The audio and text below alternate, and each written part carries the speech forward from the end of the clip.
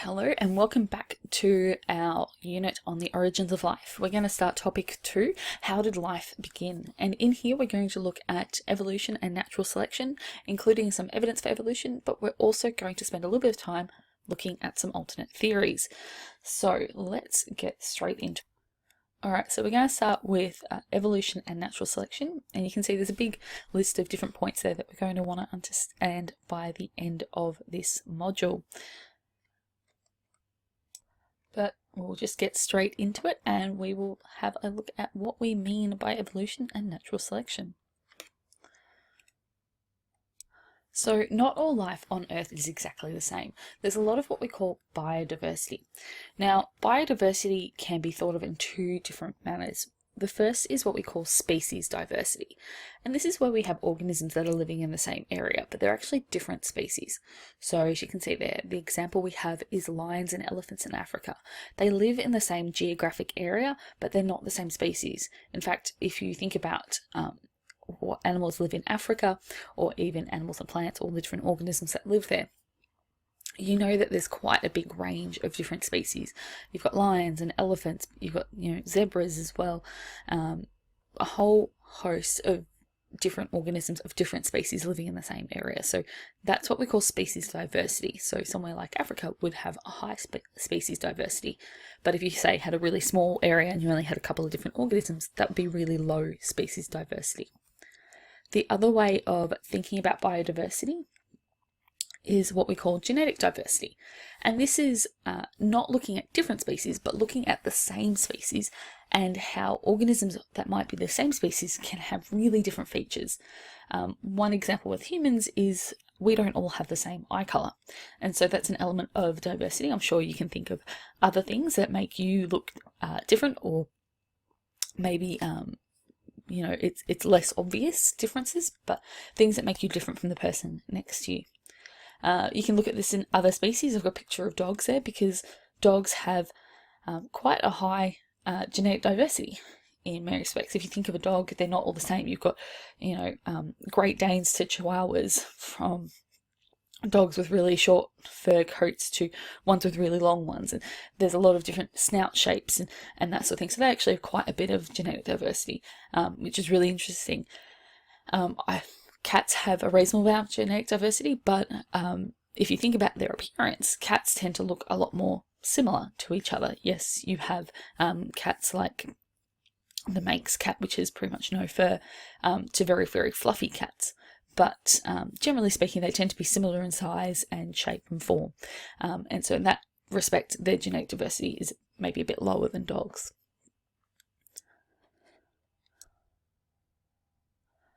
So when we look at those individuals in a species that have that genetic diversity, those differences are what we call variation.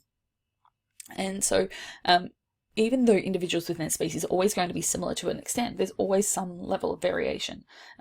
High genetic diversity means you can have a lot more variation, as opposed to low genetic diversity would mean that there's a lot less variation. Now, your variation can be a result of the genes and chromosomes that get inherited from parents. Even siblings don't get exactly the same set of genes and chromosomes from their parents. The only time you have offspring that would have exactly the same is when they're identical twins or triplets or something like that. Otherwise, there is a process where things are mixed up, and so you don't get exactly the same set from your parents as your siblings. And obviously, you're not going to get the same set of genes and chromosomes from your parents as one of your friends might from theirs, because you've got different parents with different sets of genetic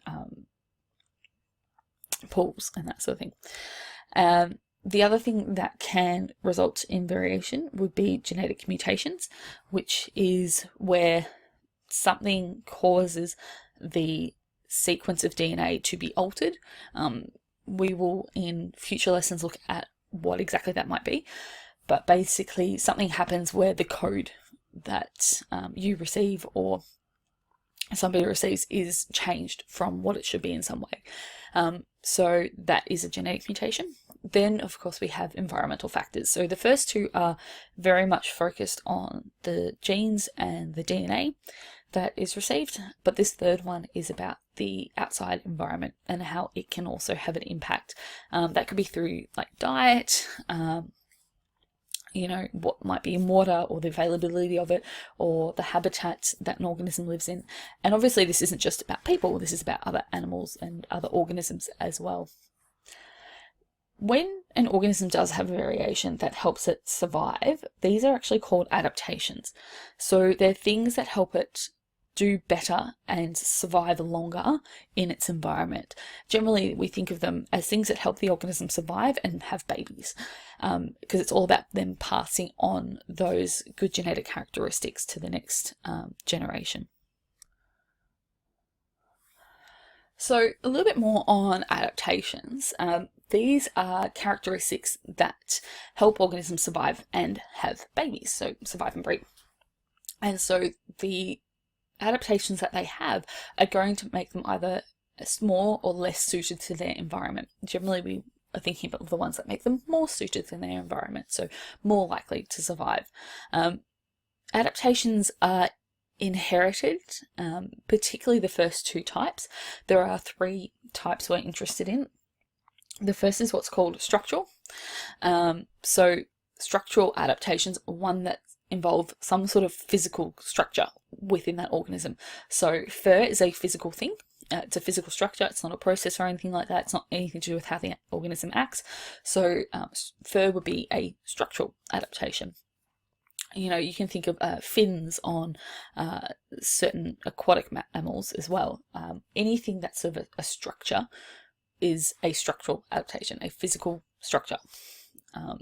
It sounds obvious, but sometimes they can be a little bit unclear on things. The next sort of thing is a functional, sometimes also called physiological. And functional ones, I like the word functional better because it's more what it relates to. It's an internal function or an internal process where some sort of process is having to occur. So you can see down there the example we've got is making venom. Now the fangs that the snake has would be a structural adaptation, but the actual process and producing that venom, that is a functional adaptation. So you've got two there. You can see in that image, you've got the structural of having the physical fangs and then the functional of making the venom. So normally with functional, if you can think, is something being made or is there some process occurring here, then it's a functional adaptation.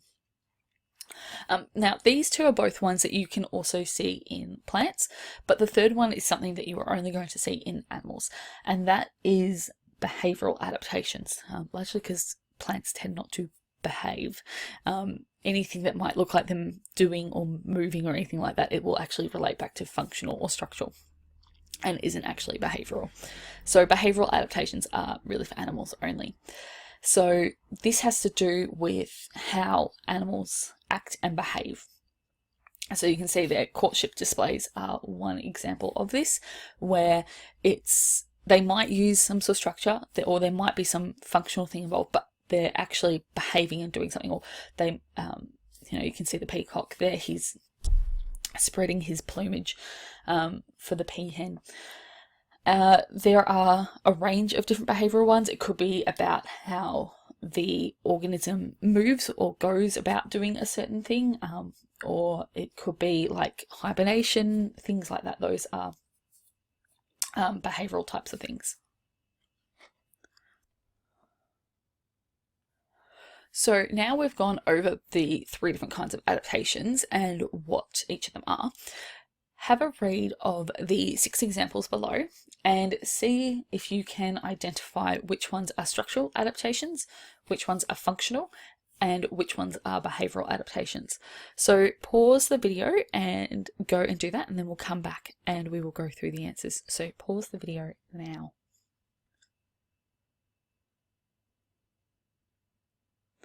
All right, so let's go through these answers. Now, the first one we have there is the production of antifreeze proteins in cold water fish. The kind of clue for this one is that first word, it's the production. That means there's some sort of process, something is being made or being done. And we know that when we see that, that is a functional adaptation. So that first one is a functional adaptation. The second one, narrow leaves on a wattle mean that water isn't easily lost. There is no process. It's telling us that it stops a process, but it's not actually about that process happening. It's not a behavior, it's also about a plant, so it can't be a behavior. So that only leaves us with structural. And if you think about it, we're talking about the shape and physical dimensions of these leaves. So that's a physical structure. So narrow leaves on a wattle would be a structural adaptation. The third one, the neck frills on a frill neck lizard make it appear larger. Again, there is no process happening here. So it's not talking about how they're made or anything like that. And it's actually not talking about them being used by it. So it's actually not behavioral. If it was talking about them using it to scare off predators as a behavior, that would sort of be behavioral. But in this case, it's actually just talking about the physical structure that they have of those neck frills. So again, this one is another structural adaptation. The third one there, sorry, not the third one, the fourth one, bears hibernate in the winter. So it's not about structure, about any physical structure to these bears. It's not really a process. If we were talking about how when they hibernate, how their bodies process and metabolize different things and how they produce energy, that would be a process, but it's not talking about that. In fact, it's talking about behavior that they do where they go and they sleep through the winter and they hibernate. So that one would be a behavioral adaptation.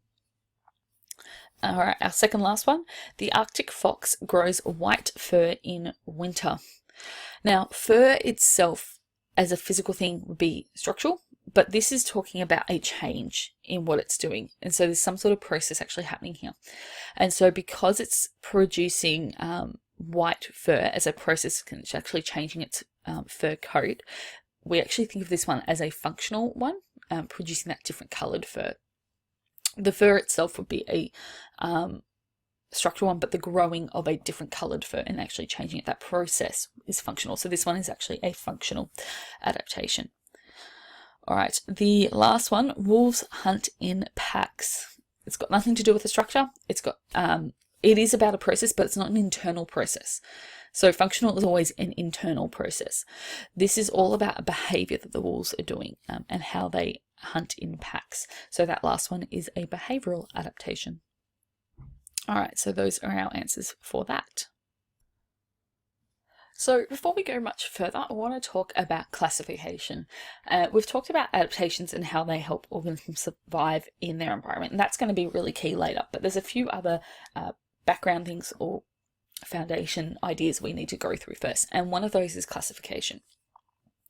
So all living things get classified in some way. So we have a number of different levels that we classify things at, and you can see them off to the side there on the right. So the first is domain, and domain is the sort of biggest grouping. It has, there's only a few different domains,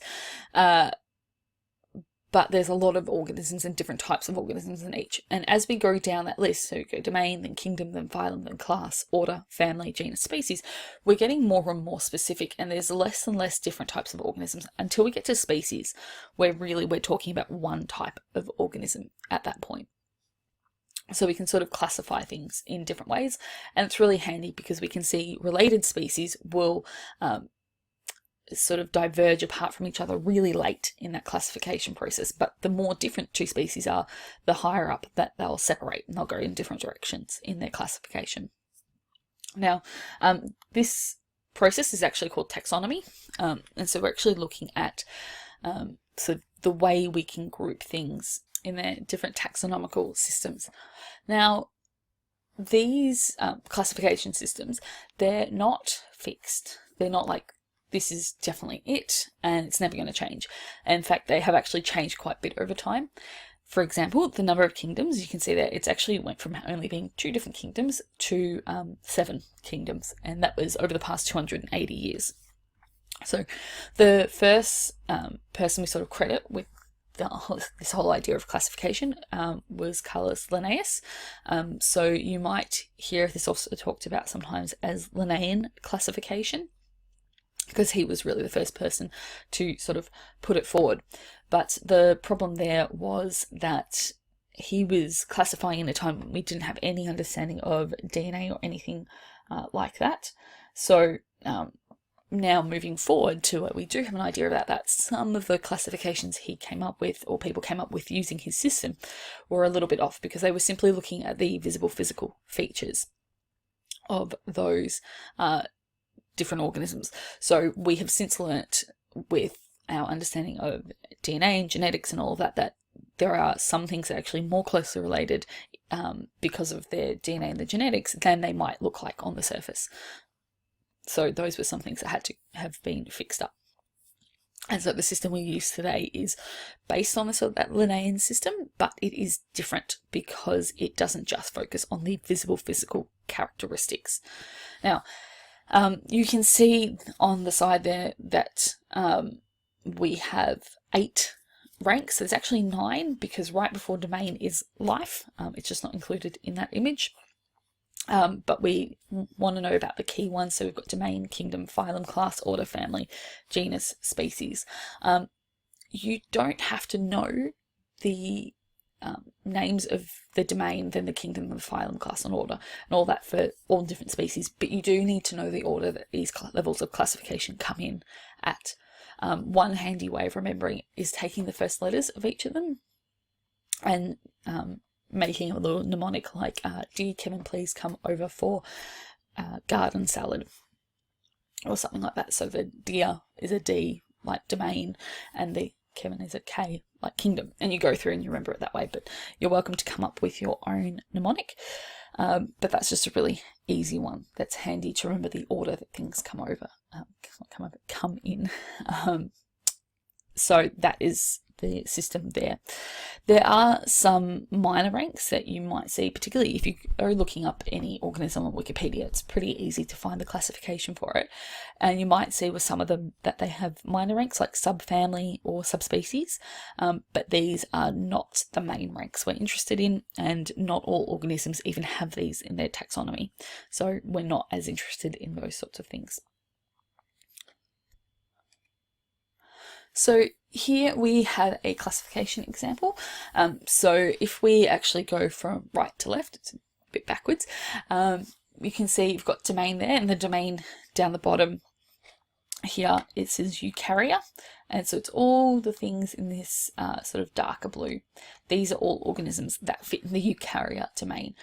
If we get a little bit more specific, we go to the kingdom Animalia, you can see we've started to get rid of some of those organisms. So what looks like daffodils and mushrooms here, well, they're in eukarya for the domain, but they're not in the Animalia kingdom, so they're excluded at that point. If you get more specific and move on to phylum, we end up with chordata. And so you can see there again, there are some organisms that have been excluded because they don't fit into this phylum anymore. And then we can get more specific and go to the class, and that's where we have the class Mammalia. And so you can see all the things that aren't mammals have been excluded. So the fish and the frog are no longer in there because they're not mammals. Again, we can get more specific order, and this order is called Carnivora. And so you can see the things that aren't carnivores would be my assumption for that order. They're excluded as well. And then we get more specific and we go to the family Ursidae. And so we've excluded certain organisms from here.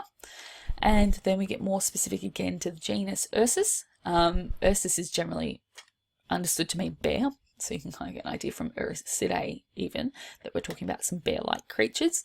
And so Ursus is different types of bears. So it looks like a black bear, a polar bear, and a grizzly bear. And then we can get even more specific in the species, and we can talk about what's called Ursus americanus. So the Ursus there is still the genus name, and the Americanus is the species name, and that's its fancy scientific name, but it really is what we would call the American black bear. So that's how we can use that domain, kingdom, phylum, class, order, family, genus, species to classify organisms. And you can see as well that those higher up levels of classification are really broad. They have a lot of different organisms in them, but when we get down to species, we're left with just one type of organism in there. So what you can do now is go and pick an animal or a plant and actually look up those classifications for it at each of those different levels. If you come across any sub-levels, you can just skip them. You just want to know the domain, the kingdom, the phylum, the class, order, the family, the genus, and finally the species, and fill them in here. So pause the video and go and do that now.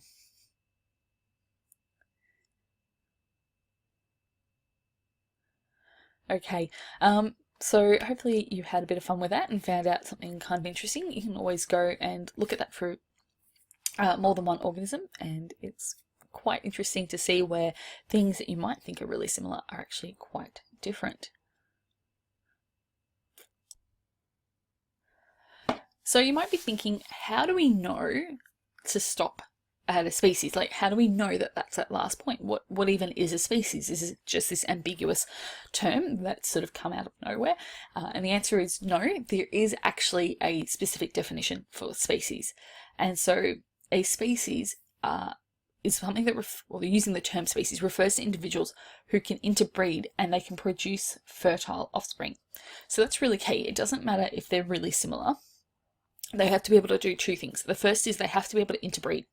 And the second is that their offspring have to be fertile, which means that their offspring have to be able to have their own kids and that sort of thing.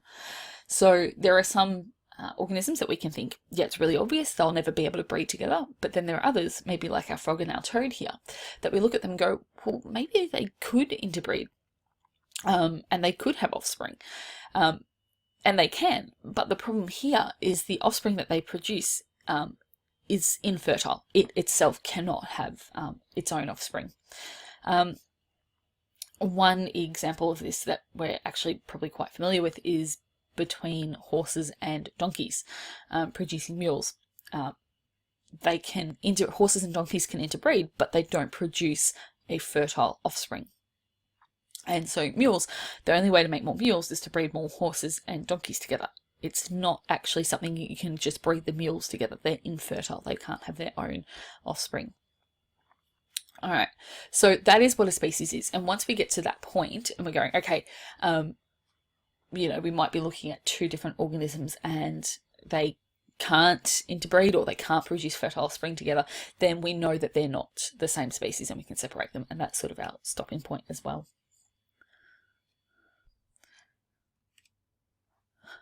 All right, so we've gone through our different levels of classification and we've talked about what a species is.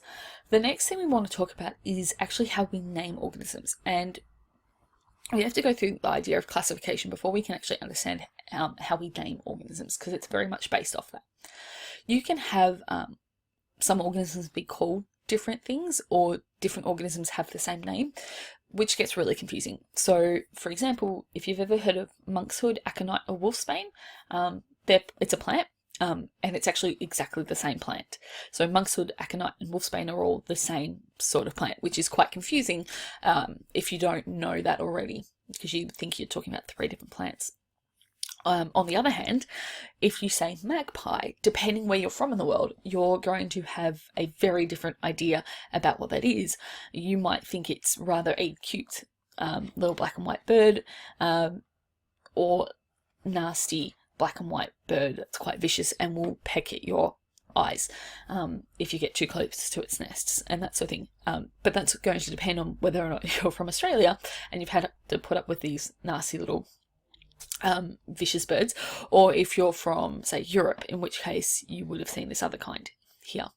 And to help us avoid this sort of confusion that either having multiple names for the same thing or the same name for different things, as what we might call common names, we have what's also called a scientific name. And so you can see underneath the birds there for the magpies that they actually have different scientific names. So the magpie on the left here is from sort of more Europe and Asia, and it actually has a scientific name, Pika Pika, which makes it sound like Pikachu, but it's not. It's a magpie. Whereas the magpie, as Australians that we're familiar with, it has a different scientific name. It's actually quite different. It's Cracatus tibicin, I believe. So you can see, if we were talking about it with their scientific names, as hard as they might be to say it sometimes, we would at least know we were talking about different things because they have different scientific names. All organisms only ever get one scientific name, and no two organisms have the same scientific name unless they are the same species. That's the only time you'll get the same. So how do we write scientific names? It's actually pretty simple. You just need to take the name of the genus that they're in and their species name, and you combine them. So there are 3 little things just to remember when you're doing this. The first is that the genus name always starts with a capital letter. Sometimes if we kind of already have an idea of what we're talking about, it'll just actually be that first letter followed by a full stop. This is why we write like E. coli, for example. The E is short for Escherichia, which is a really painful word to say, but we just write it as a capital E and then a full stop and then coli. And the coli is the species name, and the E represents the genus name in that. So the species name is always all in lowercase. And when you write them, you either write them underlined or you write them italicized. These are really standard conventions. It's sort of how you're expected to do it. So the example I've got there is for wolfsbane. It's in the genus Aconitum, and its species is Napellus. So we can write that as Aconitum napellus with a capital A for Aconitum and all lowercase for Napellus, or I can just write it as A. napellus. And simplify it that way. Both of those are perfectly acceptable. You can see that the genus has a capital A and the Napellus for the species is all lowercase, and in my example here I've italicized them instead of underlining them.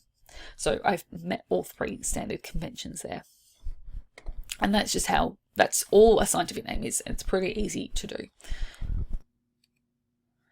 Okay, so taking what we've just gone over, I want you to pause the video and using the diagram, work out the scientific name for humans. So everything you need to know is in that diagram. So pause the video now and see if you can work out what it is. Okay, so let's go through this. You remember that for a scientific name, we need to know the genus and the species of the organism in question. So if I look over here, we can see that the genus is Homo, which means man, and that the species is sapiens, which means wise. So we just take the word Homo and we'd have a capital H, and then we take the word sapiens, and that wouldn't have a capital S, it would just be all lowercase. So we'd write Homo sapiens, and we can do that in italics or underlined, and that would be our scientific name for humans, which you might have heard before, that humans are Homo sapiens, which kind of mean wise man, is what those words mean. You can have a look at the whole thing. The kingdom we're in is Animalia, the phylum is Chordata, the class mammals or Mammalia, the order primates, the family hominid, genus Homo, species sapiens, and so that's how humans are classified. Alright, so we've done a lot of the background work now on the things we need to know before talking about the theory of evolution. But there's sort of one more thing I want to discuss before we move into what exactly the theory of evolution is. And it's just to clarify what we're using the word theory to mean.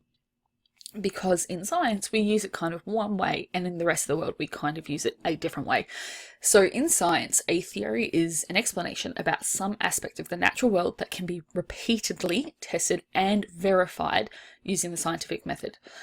So there's sort of 3 key points from that statement. The first is that a theory is an explanation. Okay, the second is that that theory, that explanation, can be tested again and again. And thirdly, that this explanation, from all this testing, it will produce results that support the theory each time. So here, the way we're talking about it is it's some sort of explanation that's really reliable and stands up to testing. That's how science uses the word theory. It's not like, I have a theory about this, which is kind of an idea about how something might work. It's just an explanation that you're yet to test. That's how we sort of use the word theory day to day. But in science, we're talking about a theory, we're talking about an explanation that has been tested, and it's been tested again and again, and it's produced consistent results each time.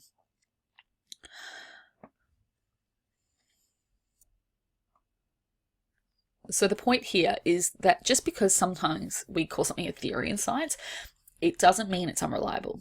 If you sort of saying, I have a theory about something, we don't necessarily think that's a reliable explanation. But in science, we do. So a good scientific theory is simply the best scientific explanation that we have at the moment. So you can see in a little diagram or image down the bottom there, that the scientific uses of theory, it's an explanation that's supported by scientific evidence. So it's not just a theory, it has facts behind it. And some examples might be cell theory, where that's the idea of what cells are and how they work together.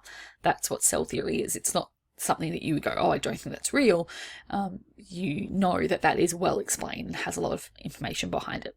So that's how we're using the word theory in science, and that's how we're using it for this. Whereas on the other hand, our casual use of theory, it might just be an opinion or a hunch or a guess. Like, I have a theory that this platypus predicts the weather. It's probably not correct. So this all being said and done leads us into the theory of evolution and what we mean by this. So sort of simplified is that evolution is the change in the inherited traits of a population from generation to generation, and that this is something that occurs through the process of natural selection. So I'll just reiterate that. Evolution, it's the change in the inherited traits, so inherited, passed on from generation to generation, of a population. So we're looking at how the different, say, genetic traits change from, parent to child, to their offspring, to their offspring, to their offspring, and how that this happens through a process called natural selection. And so you can see there that diagram showing sort of this idea of how wolves turned into your grandma's dog Fluffy or something like that. That is sort of what we're looking at here in the theory of evolution. So how do these traits change? Well, they change as a result of this process called natural selection. And so natural selection is this process where the environment is selecting. And you'll notice that selects is sort of in quotation marks there, because the environment doesn't go out and go, yes, I like that one, but I don't like that one. The environment is just set up in such a way, or it exists in such a way, that certain traits survive better than others, and that's how it's selecting. Basically, the environment works in such a way that certain traits will either help the organism survive or they won't. Remember, adaptations. Okay. So natural selection is the process by which that is happening, where certain adaptations actually do help that organism survive and have babies, and they can pass on the genetics for that adaptation. But on the other hand, you've got certain traits that, don't help the organism survive, and so they don't get passed on because they're not having kids to pass them on to. So it's the process by which the environment selects favourable traits and reduces the likelihood of unfavourable traits. So favourable traits are ones that help them survive and have babies, and unfavourable ones are ones that do not help that process or help that occur. So there are three main points that natural selection relies upon to occur. The first is variation. You need variation for natural selection to occur. If you don't have variation within a population of a species, then if anything changes, or if anything is, not going to help that organism survive in that environment, then they'll all die off. The next is selection. There needs to be some sort of selective pressure. You can't have the environment be good for everyone. Otherwise, everyone survives. In competition, and we'll look at competition, it's on a few different levels, but basically there has to be some push for survival. There has to be something that makes surviving that little bit difficult. Otherwise, you're never going to have any difference between anyone, and everyone just survives and everything gets passed on, and we don't have any of that, I suppose, refinement of genetic characteristics. Alright, so our first thing that we need is variation. So variation and diversity are essential. If you don't have them and everything is genetically the same, then you've either got two things happening. One, either everything will survive or everything will die off. So you want, for natural selection, it's a process where some survive and some die off. And depending on who survive, they're the ones passing on their good traits, and the ones that die off have the rubbish traits that don't get passed on. But if everything is all the same, then anything that kills one will kill all of them, which is not so great, because then nobody has good traits that they can pass on. You're getting no genetic refinement in that species. And that's also then how extinction occurs. So there are sort of two ways that variation can occur, genetically speaking, in a species, and those are through either mutations or through a process called meiosis. Now, before I get into what each of those are and how they contribute to variation, one thing that's really, really important to understand is if a trait is going to be passed on from parent to child, then the trait actually has to be present in the DNA of the sex cells. So sperm in males and eggs in females. So if it is a trait that occurs, say, in a liver cell of an organism, but doesn't also occur in its sex cells, then that trait will not be passed on. The trait has to occur in the sex cells. This is particularly important for mutations, because if a mutation doesn't occur and affect the DNA of sex cells, then that mutation is not being passed on. It doesn't matter how good it is. It cannot be passed on, because the sex cells are the ones that go on to the next generation to make the next generation. Okay, so mutations. Just really simply, you need to understand that mutations are random changes to the genetic code. There's no real rhyme or reason to them, and they can result in the production of an altered protein. All DNA makes proteins, and so when we change the DNA, we can then change the protein that's being made. That may have a really negative result where it actually kills the organism because the protein is so different it can't survive with that, or it might be just enough of a change that we see a change in, say, a physical characteristics, like our example there, where the change in the protein resulted in a change in the color of the fur. It went from being a white mouse to, if you had that mutation, then you would be a black mouse because you would produce black fur instead. And so if that mouse was living in the snow, that would not be a good mutation, because suddenly those black mice would be really visible against that snow, and far more easy for them to be picked off and killed. But if you were living, or if that mouse was living in an environment that was really quite dark, then the white mouse would be the one who would have been struggling to survive in that environment. And now we have the black mouse, this mutated one. It would survive really easily in that dark environment because it blends in really well. It's almost camouflaged. And now the white mouse is the one that's going to struggle to survive.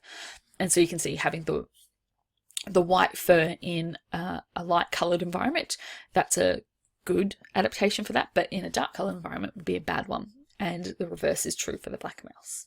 So it sort of gives you an idea how mutations, those changes in the genetic code, they can lead to a different sort of trait, and that trait can have an impact on whether or not that organism survives. So next up is meiosis, and meiosis is something that occurs in all organisms. You might not have mutations occurring in all organisms at the same time in the same way, but meiosis occurs in all sexually reproducing organisms. And whilst you still can't predict the outcome, we know that it's how the process occurs and that sort of thing. So we have sort of three key events that happen in meiosis that can produce new genetic combinations. The first is something called crossing over, where pairs of chromosomes swap bits of each other. You don't need to know any more of that at this stage, but just that this is a process called crossing over that can occur and help create new genetic combinations. The second is what's called independent assortment. Basically what that means is that the way the chromosomes get put into the gametes, get put into those sex cells, is completely random. The gametes is another word for sex cells. And so whilst you have to have one of each type of chromosome, which copy of that you get is completely random, and what ones it's partnered with is completely random as well. And then the third one is that the combination of the sex cells during fertilization is also completely random. So there's, again, no rhyme or reason as to why it's that sperm and that egg that get combined. And there's nothing controlling that process that dictates, oh, it has to be this one with this one. So all three of those are processes where there's a lot of variation that can occur within them and how things happen. It's a lot of randomness within that, and that results in different combinations in your final offspring as well. So far we've talked about sort of the variation within different individuals or between different individuals and how that can result from a genetic perspective.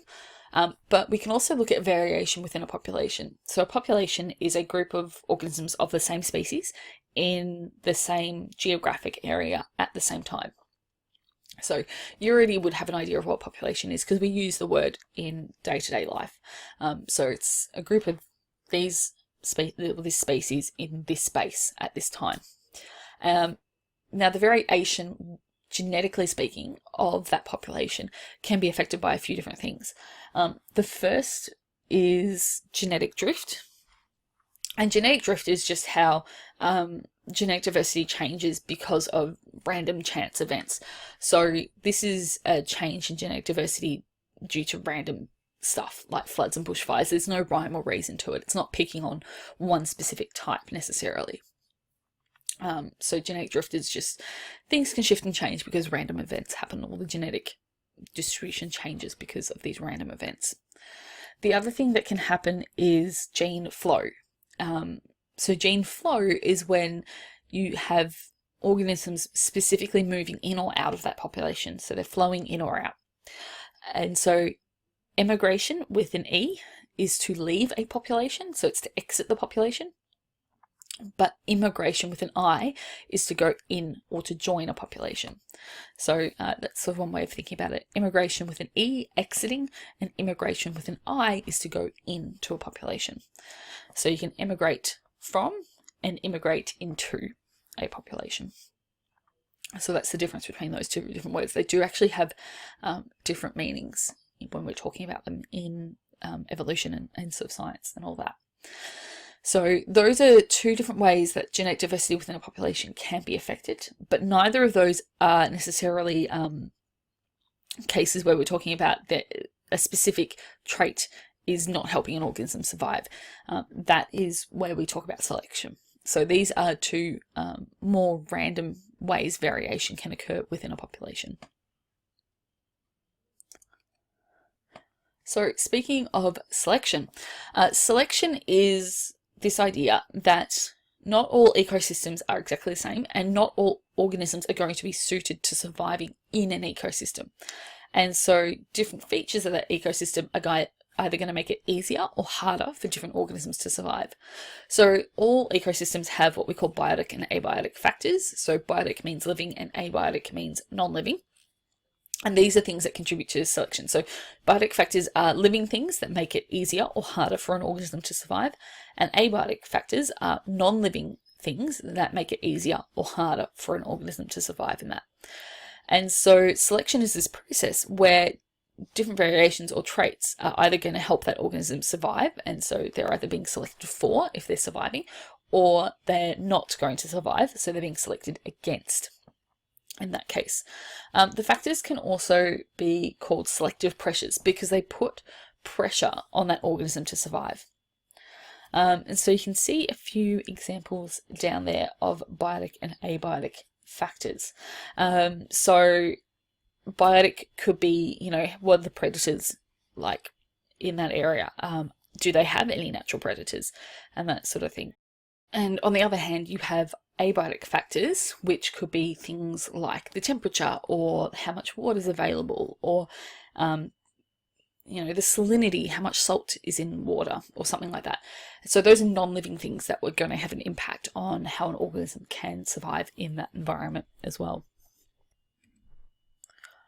So now we've talked about what biotic and abiotic factors are, or selective pressures are. Take a moment and see if you can identify one of each type. You can either use the image on the previous slide, or you can go and look these up yourself. So pause the video and come up with your different factors.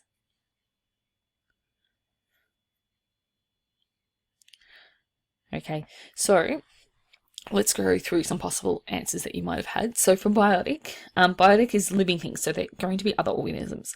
So this could be other organisms that they're competing with, so competition. It could be organisms that are predators, so you've got predation, which is the idea that there is a predator-prey relationship. You might have other organisms that they have a mutualism relationship with, so that they work together to benefit each other, or you could have parasites, or you could have disease agents like bacteria. So if you came up with a living thing that fit into one of those categories, then you got an example of a selective pressure for biotic. And on the other hand, for abiotic, we're talking about non-living things. So that could be the air quality, how much oxygen or carbon dioxide or nitrogen is there in it, something like that. It could be the water, the light, the wind, soil, pH of different things, the temperature, salinity, which is how much salt there is, the humidity of the environment, is it high or is it low, what sort of other nutrients are present, is there nitrogen in the soil or something like that, or is phosphorus present or not. So abiotic's really big category, and it really will depend on the organism, but as long as you came up with a non-living thing that could impact on something's survival, then good work, you got a abiotic factor.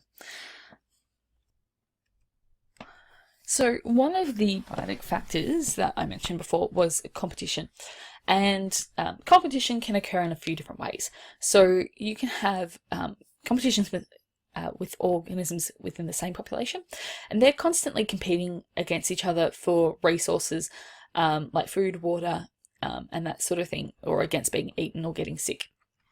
But they can also compete against organisms from different populations for things like food and water and those sorts of things, and maybe also against being eaten.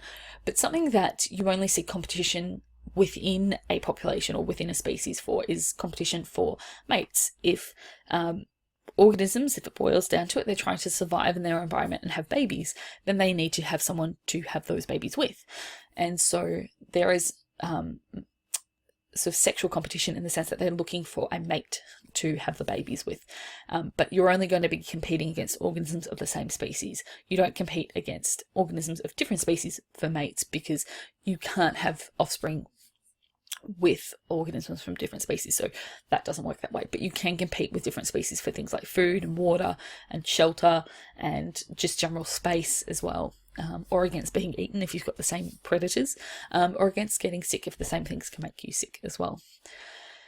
Now, some individuals are going to have certain variations that are going to help them better get those resources and help them to better stay alive. So if you're talking about competition in a physical sense, then maybe being in bigger organisms is more helpful, because you're more likely to be able to push away in and get the food and the water that you need, or you're better able to defend yourself, and so you're less likely to be eaten than your smaller counterparts in your species. So that might be one sort of variation that might help an organism better get resources and to stay alive. There's a whole range of different things as well that could be within that. It really depends on the organism and the pressures that are on it. But basically, we're interested in how do the different variations that organisms have help them to stay alive and then to have babies. So what are some examples of genetic traits that you can think of that might help an organism be more competitive in its environment? So pause the video and have a little bit of a think and write down a trait that you might think could help an organism survive. So pause the video and do that now.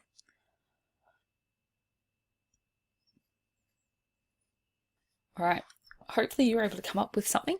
As I mentioned earlier, you might think of a genetic trait being maybe the size of the organism and how big it's able to grow.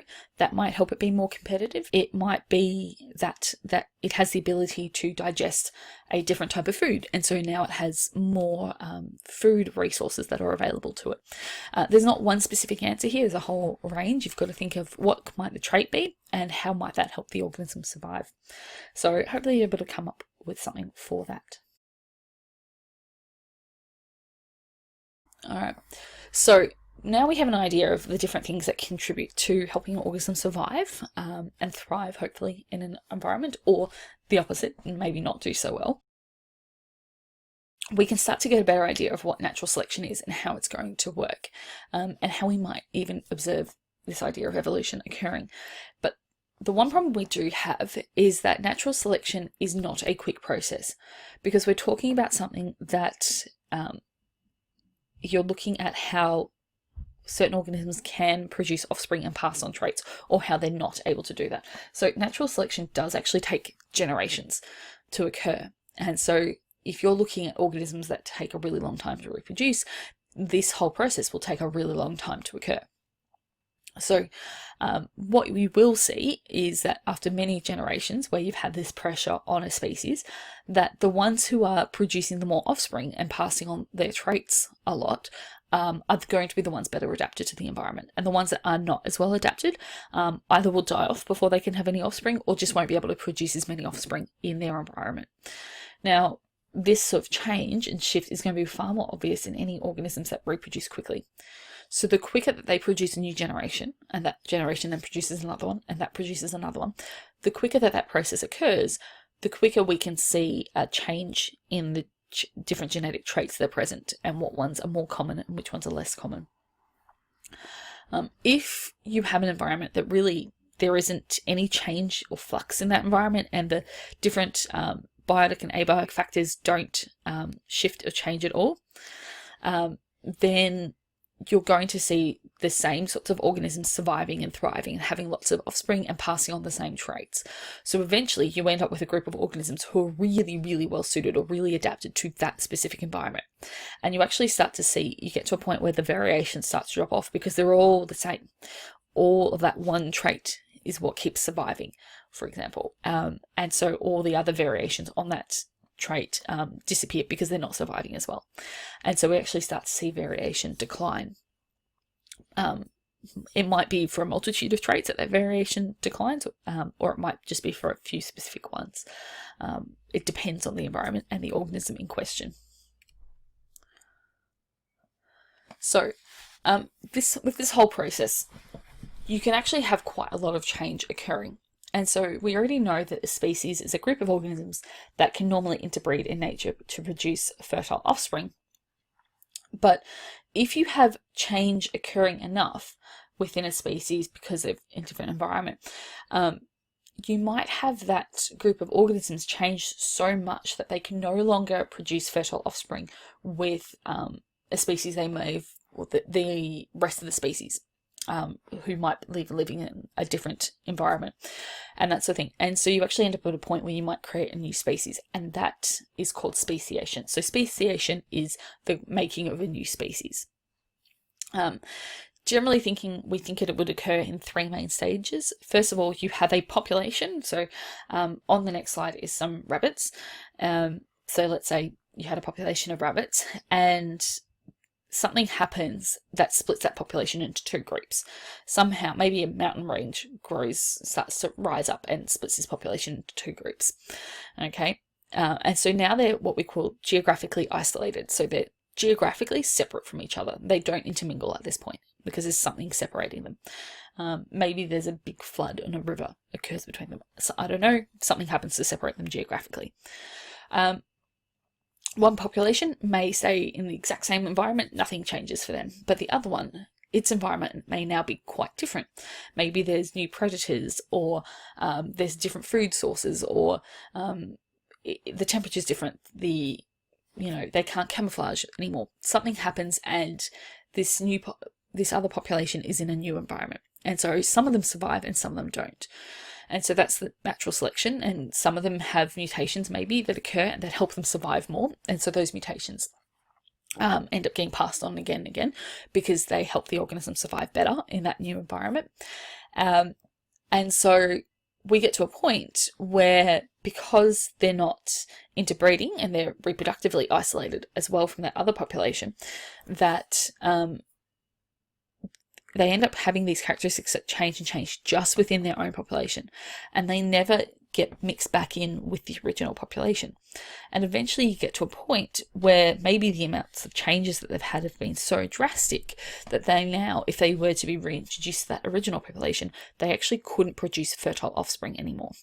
So this idea of speciation is that we separate this group, and we have so many changes accumulate over a long period of time, and obviously the slower they reproduce, the longer that time is going to be, and eventually it gets to the point where this group of organisms has so drastically changed from what they were is that they now can't reproduce with the original species because they've changed that much. So that's sort of how speciation occurs. And you can see here is an example of what we're talking about. You have the white rabbits at the top. That's what we call the ancestral population. And then something happens and the population gets separated. They get geographically isolated. Here we've got a river separating them. And then you've got things happening in their environments. Things are different for each of them. One, you can see on the right that obviously darker fur coat colour is more favoured and helps them survive better there. So the rabbits on the right get darker and darker in colour. And if you look at the ones on the left, something happens, and obviously having ears that flop down is better for them. And so that's the trait that gets passed on. And they've also got a much fluffier tail as well. So after a long period of time, we end up with two rabbits at the end there that are quite different from each other. And if those differences are enough, they will no longer be able to reproduce and produce fertile offspring with each other. And so we would have two different rabbit species now instead of just one that we started with. So what we've just looked at is a type of evolution or pathway that we would call divergent evolution.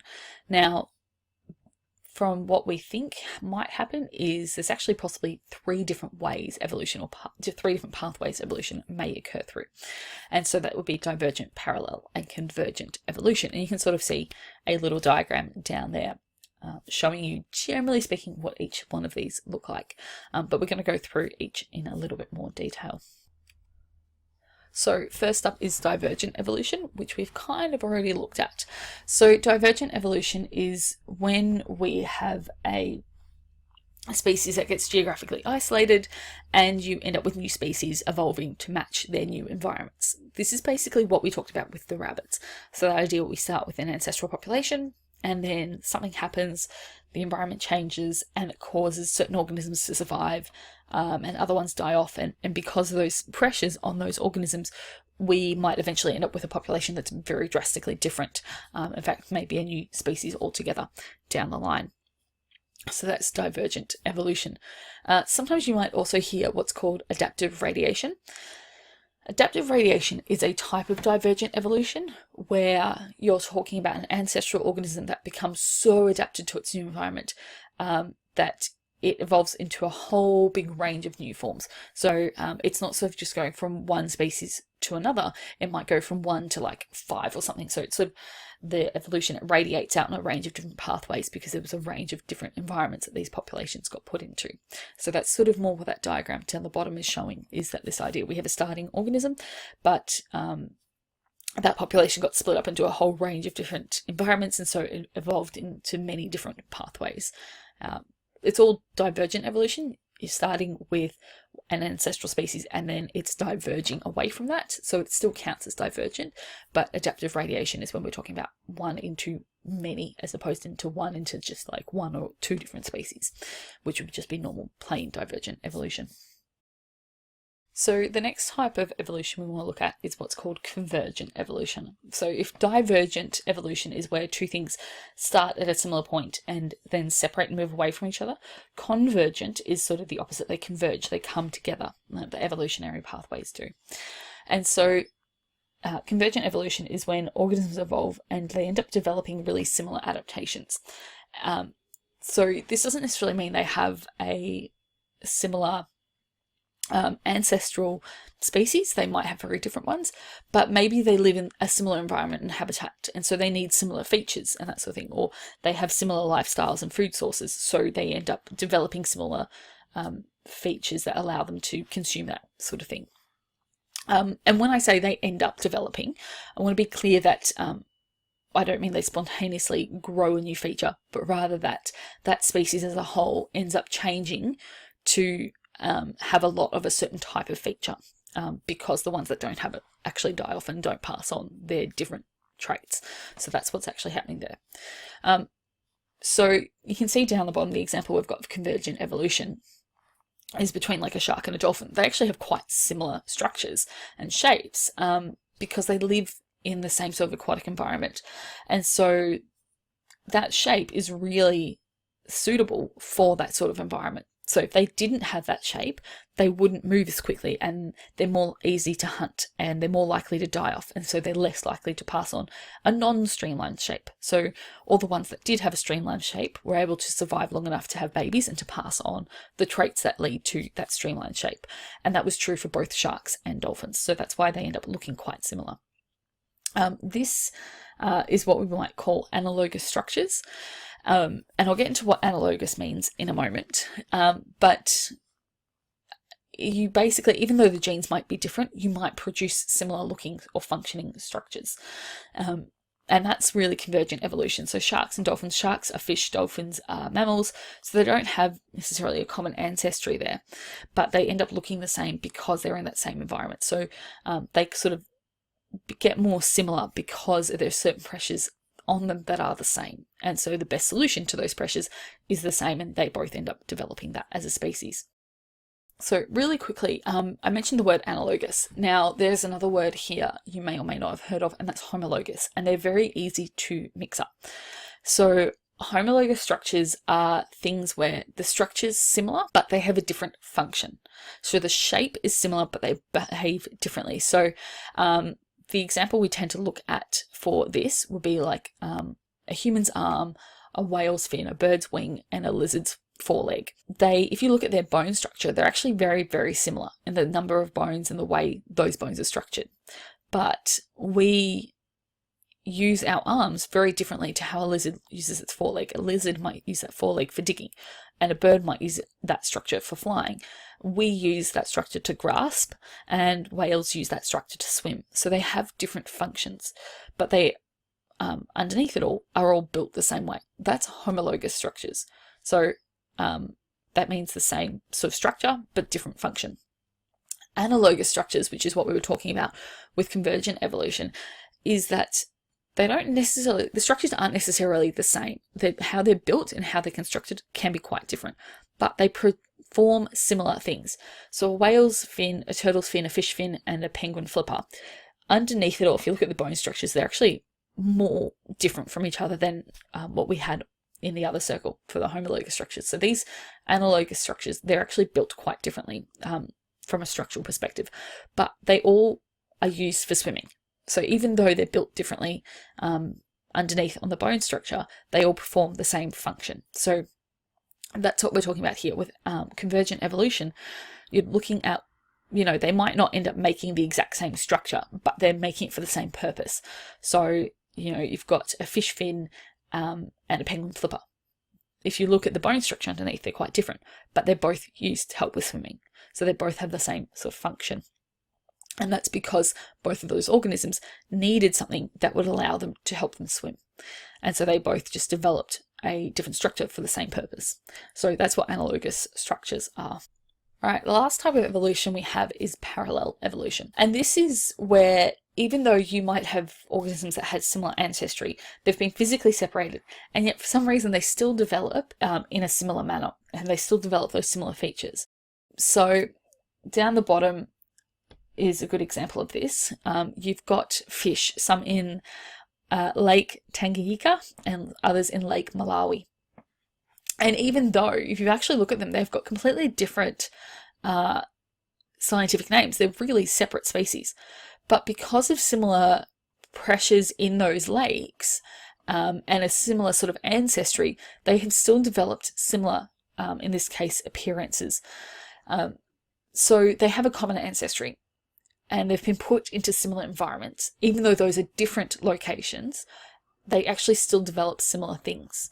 So that first fish you can still see is yellow with a couple of black stripes down it. They're not exactly the same. There's some differences in their features, but you can see that for whatever's happened, that obviously in both those lakes, that is a good feature for that fish to have, even though they're quite different. So that is parallel evolution. Similar ancestry, different locations, but similar enough pressures that they develop the same sorts of things. Not exactly the same, but similar sorts of things.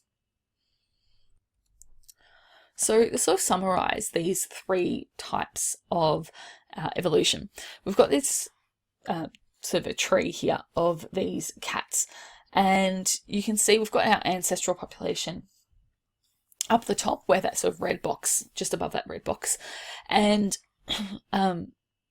if you want to look at divergent evolution in the diagram, you can look at F. tuftus, which is the orange cat on the far right, and F. grigio, which is the grey cat just to the left of F. tuftus. And so you can see that they've, if you go one step back in the tree, that they had a common ancestor and they've separated, they've become different from each other. In this case, it's about those ear tufts, and maybe also the colour as well. And so they've become more different. They had a common ancestor and they've separated from that. Convergent evolution, you can look at coat colour here. So P. aquilium and the F. tuftus, so the one on the far left and the one on the far right. You can see way back when they might have had a common ancestor, but they haven't for a long time. And so despite not really having a recent common ancestor, they've still developed a similar trait in terms of their coat colour. And maybe that's because whatever environment that cat is in, that being orange was really helpful. Maybe it allowed them to hide better, or something like that. They could blend in with more things. Finally, if you want to look at parallel evolution, you can look at F. hispidia and F. grigio, which are the two grey ones in the middle. And so you can see that they end up looking quite alike with their tail shape, despite, again, not really having a particularly recent common ancestor. You have to go back a couple of steps in the tree to find a common ancestor for them. And so that's what we might see, them developing the same sort of thing, even though they're sort of in quite, they've been separated from each other, and they're not necessarily in the same environment. So those are examples of all three types of evolution in that one tree. So convergent and divergent evolution tend to be sort of the two more common types of evolution that we talk about. In fact, divergent tends to be the one we mainly tend to think about when we say evolution. But can you now recognize which is which? So have a look at the two examples of evolution in those two diagrams and see if you can work out which one represents convergent and which one represents divergent evolution. So pause the video and write down your answers now.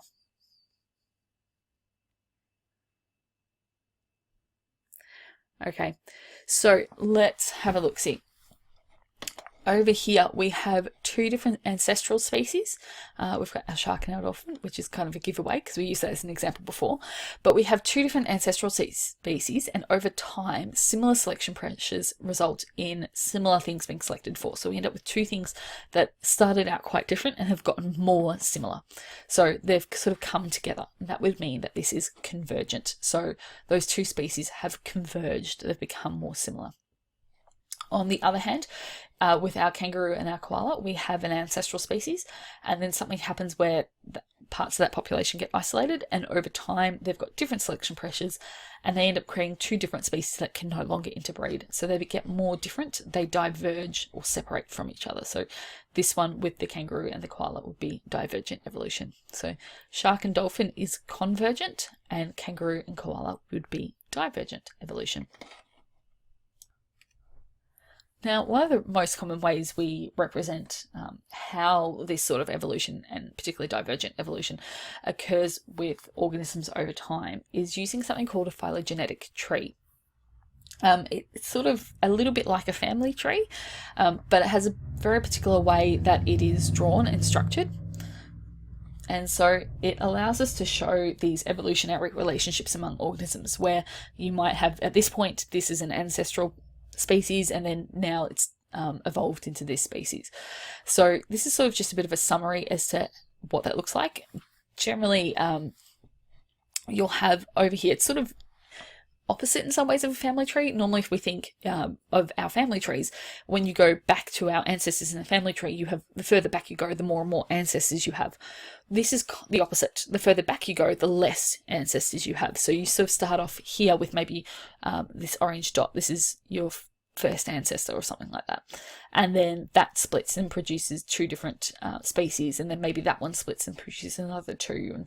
And basically, each of these sort of points here, this represents as a species. It may no longer be a species that exists, but it represents a different species at that time. If you want to draw a species that's a present day species and it has, it was just one separation from the ancestor, then that would be like what's happened with E here, where if you trace E back, its ancestor before becoming species E was the ancestral species a number of steps back for, say, species A. And that sort of thing. So as we move forward in time, we actually end up with more species. So it's opposite that way in terms of how it looks like a family tree. Remember, family trees, when you go back in time, you have more ancestors, but with phylogenetic trees, when you go back in time, you actually have less ancestors because you're going back to the single ancestral species. And then if you take the ancestral species and you go forward in time, then they start to split and they start to branch apart. Until you get to present day species, which in theory there's a lot more present day species, and so we have a lot more of them that we might be interested in. So you may see them written like this and you read them horizontally. You might see it rotated, so you read it vertically.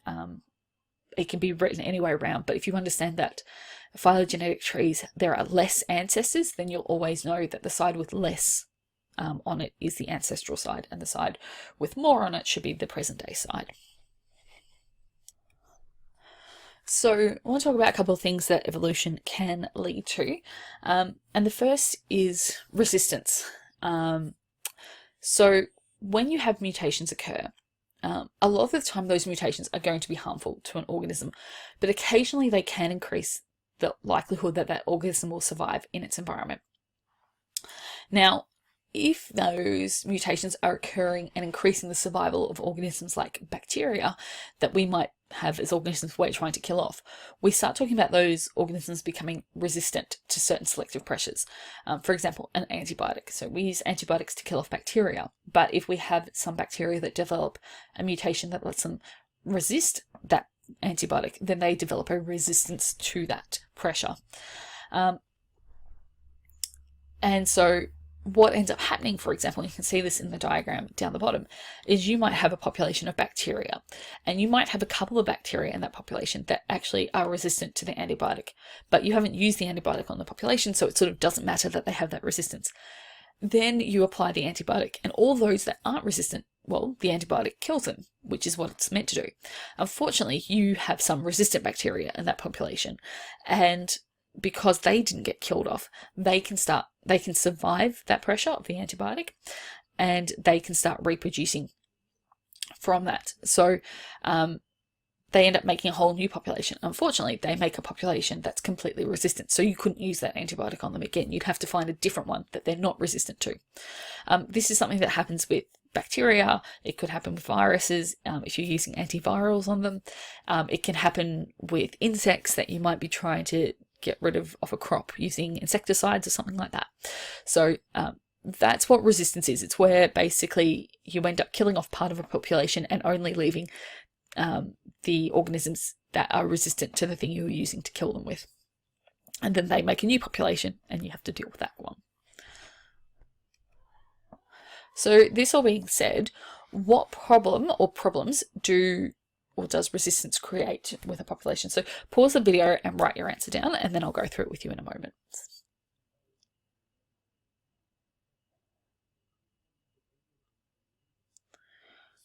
All right, so as I kind of already mentioned with resistance, what happens is that you kill off part of the population, but you don't kill off all the population, and you end up being left with this remaining population that whatever you were using to kill them off in the first place doesn't work on them, so they can survive it. So if it's a bacteria and you have a bacterial infection, you might kill off part of that infection, but that infection will come back, and this time it will come back as a resistant strain. You may have heard that term before, where we talk about sometimes it's a resistant strain of something, and what that means is it won't be killed off by the antibiotic that we used in the first place. So then you have to go find a new antibiotic that will kill them. And if there's any in that population that are resistant to that new antibiotic, you just end up having everyone else die off, but these other bacteria that are resistant to this new antibiotic survive again, and the whole cycle happens all over again. So the problem with resistance is it gets harder and harder to find things to kill off these resistant populations with. In medicine, this can mean we end up with things like superbugs, which are bacteria that are resistant to a whole range of antibiotics, or even just they're resistant to really strong antibiotics, and we end up going, well, what else can we use on them? So it can be quite difficult in that sense. So resistance basically creates a problem of eventually you get to a point where you have no way of controlling that population because they're resistant to everything we have currently to throw at them, and we have to develop new techniques or new drugs to use to help solve the problem of, say, infection, for example. So those are the problems caused by resistance. So resistance is one thing sort of evolution can result in, because remember, with resistance, you have the pressure of whatever you're using to kill stuff off with, and then the variation being some can survive that, and so the natural selection being the ones that can survive, say the antibiotic surviving. That's one way sort of evolution ends up acting on, say, a population of bacteria or viruses or insects or whatever it might be that you're trying to kill off. But if you don't really have enough variation, evolution can also result in the extinction of a species. This is where you have a species that can't adapt to changes in its environment. So if you had, say, all the E. coli bacteria on Earth, none of them were able to develop a resistance to something, to a new antibiotic you had, then if you were to use that antibiotic on all the bacterial populations, then you kill them all off and it would become extinct. So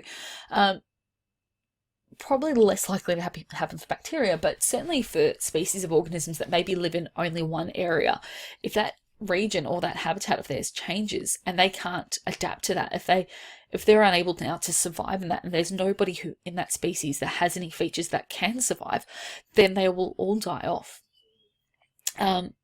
Some places that we're seeing that sort of happen might be with things like the Tasmanian devil. It's certainly a species that's a bit concerning. There is a face cancer in that species, that it's a transmissible one. They can actually pass it on from one to another, and none of them are really resistant to it. And so if that infectious face cancer sort of spreads throughout the entire Tasmanian devil population, they will all be infected by it, and it will kill all of them off. And there's nobody who has a resistance to it or a trait that doesn't let them get infected. So they're all able to get it and they're all able to pass it on. And eventually it's the sort of thing that would kill them all off. And if that happens to the entire population of Tasmanian devils, which is quite limited at this point, then we would have that species go extinct. There'd be none of them left.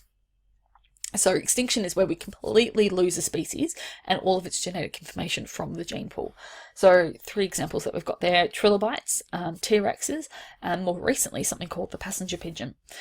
All of these are examples of where something changed in their environment that they were not able to, there was nobody in that population of that species that was able to survive that change or overcome that change, and so that all of them died off and they've all gone extinct.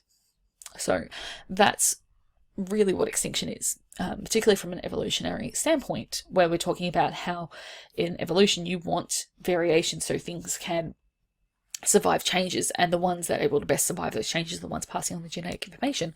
Extinction is where we don't have that variation. Things can't survive those changes, and so they end up dying off because of that.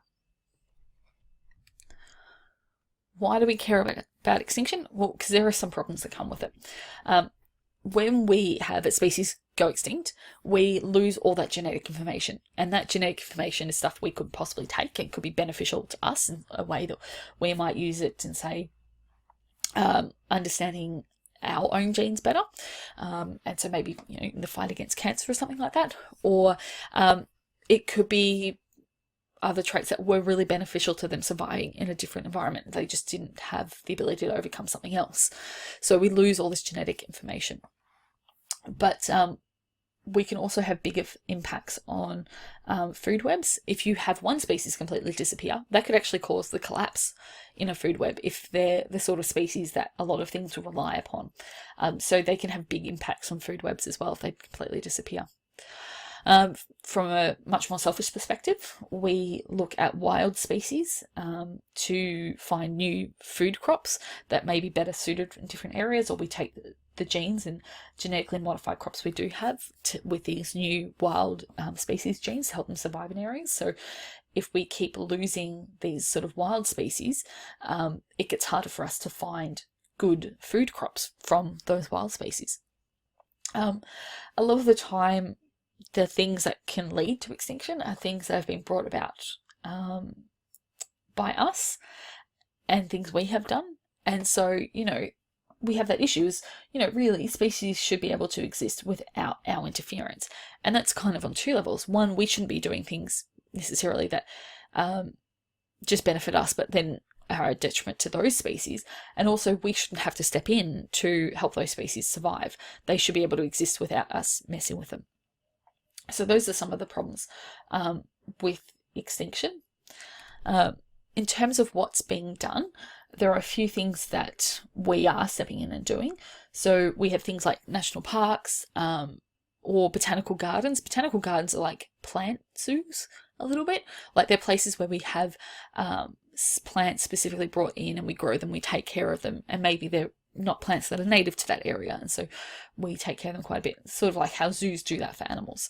So zoos are another way. A lot of zoos have breeding programs to help endangered species, help them repopulate and that sort of thing, not just to entertain people, but also to help eventually increase the wild populations of these organisms.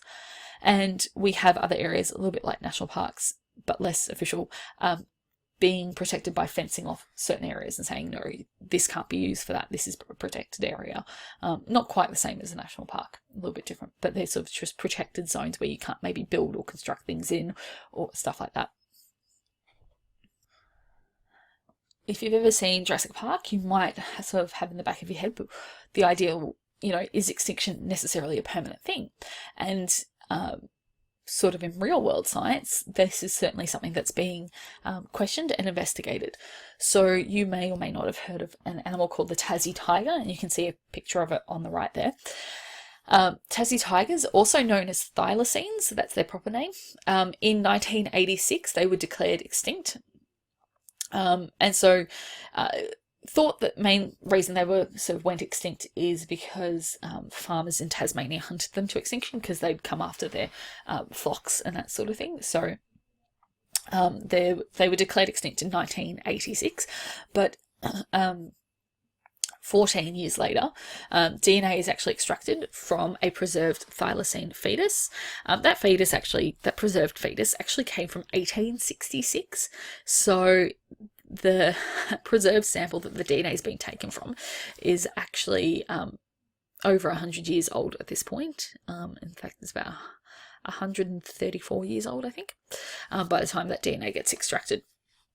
So that DNA that's been taken out was then inserted into bacteria because bacteria replicate really quickly, and any DNA you put in them, they'll replicate that as part of their process of multiplying. And so they stuck the DNA into the bacteria to use the bacteria like little factories to make lots and lots of copies of this DNA. And so they've done that, and from there the next steps would be to take that DNA to see if they could produce little clones of that thylacine fetus that was preserved.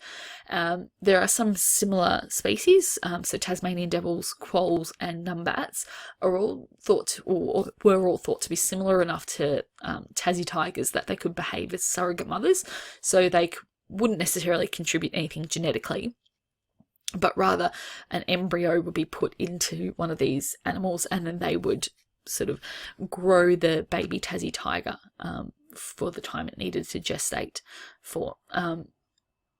You can look up what's happened with this. I don't believe at this point they have managed to successfully produce a Tassie tiger, but it is something that's still being looked into.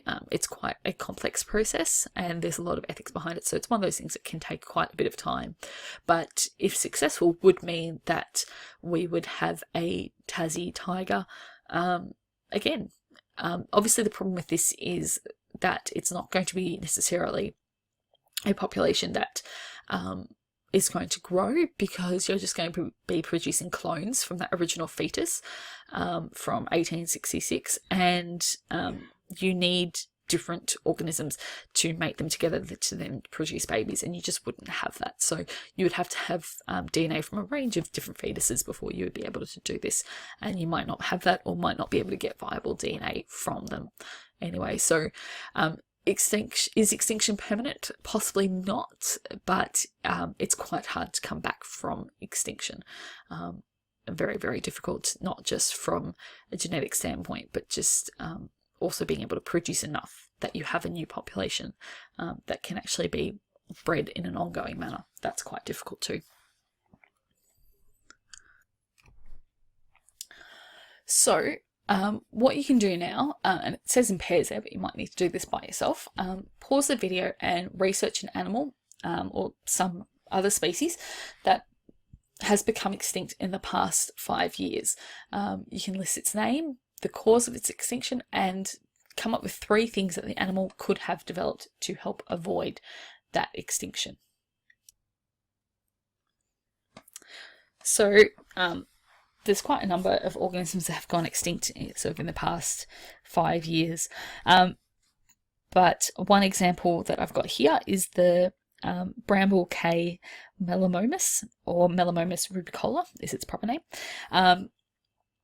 It was officially declared extinct in 2019, and it's thought that the reason it went extinct is because it lived basically on this tiny little islet habitat, and that this rise and change in sea levels have basically eliminated that habitat and caused it to go extinct because of that.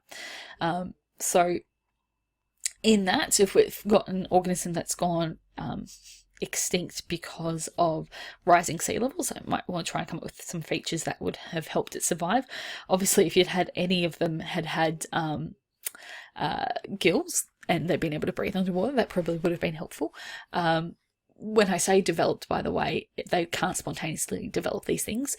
They would have had to have some of these little creatures in the population that already had gills. If they'd had that, then those ones would have survived, but they didn't. I should add, these are little sort of mouse-looking like creatures, so it's probably not likely that any of them were ever going to have gills, but that would have been something that would have helped them avoid extinction. If they'd maybe had had a behavioural adaptation of being really good swimmers, that might have been something that would have helped them. Or maybe if they'd had, like sugar gliders do, where they have those flaps of skin between their arms and their legs that allow them to fly, maybe if these had something similar that allowed them to float longer distances in water or something like that, so they could have found a new place to live and found a new habitat, that might have been another adaptation that could have helped them avoid extinction. These are not necessarily features that they would have easily developed, or they did definitely have. These are just examples of things that, had this been present in the population, this might have actually helped them survive.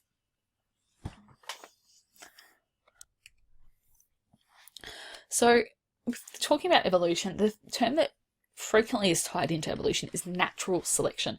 And it's not the only type of selection. You can have artificial selection.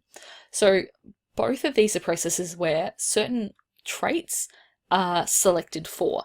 And what that means is that in some way the environment or the conditions mean that those traits are passed on to the next generation and are passed on to the generation after that, and then after that they are picked and allowed to, or able to be passed on rather, to the subsequent generations. Natural selection is where this happens just normally through nature. It's got nothing to do with humans. Artificial selection is where our intervention causes that selective pressure.